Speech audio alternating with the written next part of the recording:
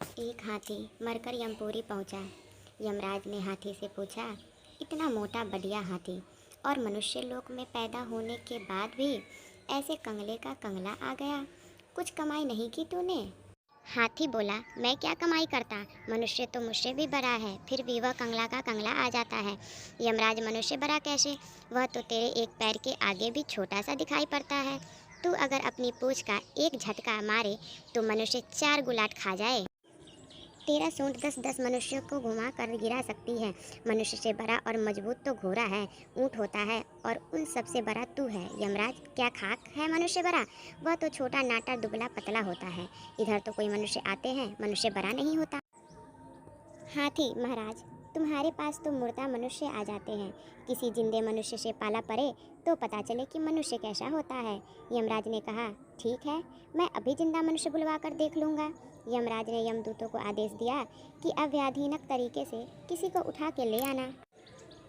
यमदूत चले खोज में मनुष्य लोक पर। उन्होंने देखा कि एक किसान युवक रात्रि के समय अपने खलिहान में खटिया बिछाकर सोया था। यमदूत ने खटिये को अपने संकल्प से लिफ्ट की भांति ऊपर उठा लिया और बिना प्राण निकाले उस युवक को सरसरीर ही यमपुरी की ओर ले चले। ऊपर की ठंडी हवाओं से उस किसान की नींद खुली। सन्नाटा था, चित एक गार था। उसे यमदूत दिखे। उसने कथा में सुना था कि यमदूत इस प्रकार के होते हैं, खटिया के साथ मुझे ले जा रहे थे। अगर इनके आगे कुछ भी कहा और तू मैं हो गई और कहीं थोड़ी सी खटिया टेढ़ी कर दी तो ऐसा गिरूंगा कि हड्डी पसली का पता भी नहीं चलेगा। उस युवक ने धीरे से अपनी जेब से हाथ में डाला और कागज़ पर कुछ लिखकर वह चुपके से फिर लेट गया। खटिया यमपुरी में पहुंचा। खटिया लेकर आए यमदूत को तत्काल अन्यंत्र कहीं दूसरे काम से भेज दिया गया। उस युवक ने किसी दूसरे यमदूत को यमराज के नाम लिखा हुआ चिट्ठी देखा, यमराज के पास भिजवाया। चिट्ठी में लिखा था, पत्रवाहक मनुष्य को मैं यमपुरी का सर्वस्व बनाता हूँ। नीचे दिए गए नारायण भगवान विष्णु का नाम लिखा था। यमराज चिट्ठी पढ़कर अचंभे में आ गए, लेकिन भगवान नारायण का आदेश था, इसलिए उसके परिपालन में युवक को सर्वा के पद पर तिलक कर दिया गया। अब वो भी निर्णय हो, वे सब इस सर्वस्व को आज्ञा से ही हो सकते हैं। अब कोई पापी आता तो यमदूत पूछते पूछते राजा इसे किस नरक में भेजे? वह कहता, बैकुंठ भेज दो। वह और बैकुंठ भेज दिया जाता। किसी भी प्रकार के पापी आता तो वह सर्वस्व उसे न 80 नरक में भेजता और न रौखव नरक में भेजता, न कुंभीपार नरक में, वरन सबको वैकुंठ में भेज देता था। थोड़े थोड़े ही दिनों में वैकुंठ भर गया। उधर भगवान नारायण सोचने लगे, क्या पृथक पर कोई ऐसा पहुँचे हुए आत्मा साक्षात्कारी महापुरुष पहुँच गए हैं कि जिनका सत्यांश सुनकर दर्शन करके आदमी निष्पाप हो गए और सब के सब वैकुंठ आ गए हैं। और कोई ब्राह्मण ज्ञानी वहाँ तो मेरा और उसका तो सीधा संबंध होता है। जैसे टेलीफोन आपके घर में है तो एक्सचेंज से उसका संबंध होगा ही। बिना एक्सचेंज के टेलीफोन का लाइन अथवा डिब्बा कोई काम नहीं करेगा।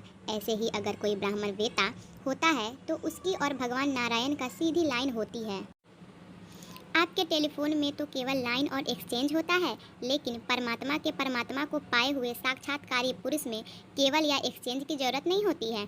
वह तो संकल्प मात्र होता है। मन मेरी पंछी भयो उड़न लाग्यो आकाश, स्वर्गलोक खाली पर्यो साहेब संतन के पास, प्रभु जी बसे साध के रचना। वह परमात्मा साधु की चिन्ह पर निवास करता है। विष्णु जी सोचते हैं, ऐसा कोई साधु मैंने नहीं भेजा, फिर ये सब के सब लोग वैकुंठ में कैसे आ गए? क्या बात है? भगवान ने यमपुरी से पूछवाया। यमराज ने कहलवाया भेजा कि भगवान, वैकुंठ किसी ब्राह्मण ज्ञानी संत की कृपा से नहीं, आपके द्वारा भेजे गए नए सर्वा के आदेश से भरा जा रहा है। भगवान सोचते हैं, ऐसा तो मैंने कोई आदमी नहीं भेजा, चलो मैं स्वयं देखता हूँ। भगवान यमपुरी में आए तो यमराज ने उठकर उनकी स्तुति की। भगवान पूछते हैं, कहाँ है वह सर्वश्रवा? यमराज, वह सामने के सिंहासन पर बैठा है, जिसे आपने ही भेजा है। भगवान चौंकते हैं, मैंने तो नहीं भेजा। यमराज ने वह आदेश पत्र दिखाया जिसमें हस्ताक्षर के स्थान पर लिखा था, आदि नारायण भगवान विष्णु। पत्र देखकर भगवान सोचते हैं, नाम तो मेरा ही लिखा है, लेकिन पत्र मैंने नहीं लिखा।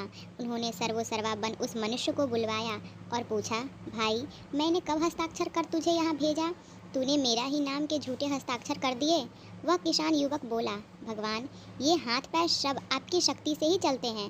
प्राणी मात्र एक हृदय में आप ही हैं, ऐसा आपका वचन है। अतः जो कुछ मैंने किया वह आप ही की सत्ता से हुआ है और आप ही ने किया है। हाथ क्या मशीन बेचारी क्या करे, चलाने वाले तो आप ही हैं। उमा दारू दोषित की नाई, सब ही नचावत राम गोसाई, ऐसा रामायण में आपने ही लिखवाया है प्रभु, और गीता में भी आपने ही कहा है। इसके बाद भी अगर आपने हस्ताक्षर नहीं करवाए तो मैं अपनी बात वापस लेता हूँ। लेकिन भगवान, अब आप ध्यान रखना कि अब रामायण और गीता को कोई नहीं मानेगा। करण करवावाहान स्वामी, सकल घटो अंतर्यामी, इसी सिख शास्त्र को भी कोई नहीं मानेगा। आप तो कहते हैं मैं आपका प्रेरक हूँ, तो मुझे प्रेरणा करने वाले भी आप ही हुए, इसलिए मैंने आपका नाम लिख दिया।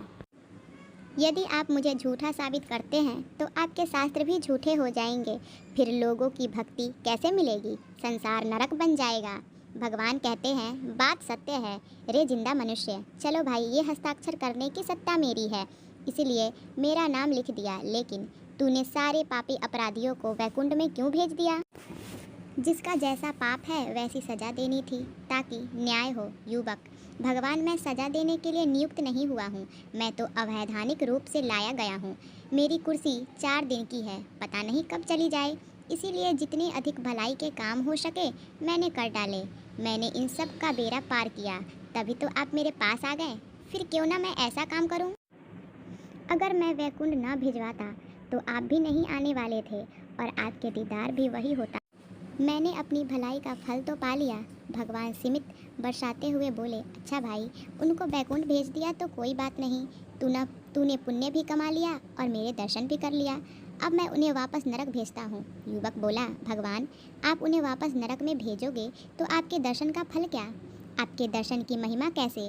क्या आपके वैकुंठ में आने के बाद फिर नरक में? भगवान, ठीक है, मैं उन्हें नरक में नहीं भेजता हूँ, लेकिन तू अब चला जा पृथ्वी पर। युवक, हे प्रभु, मैंने इतने लोगों को तारा और आपके दर्शन करने के बाद भी मुझे संसार की मजदूरी करनी पड़े तो फिर आपके दर्शन एवं सत्कर्म की महिमा पर कलंक लग जाएगा। भगवान सोचते हैं यह तो बड़े वकील का भी बाप है।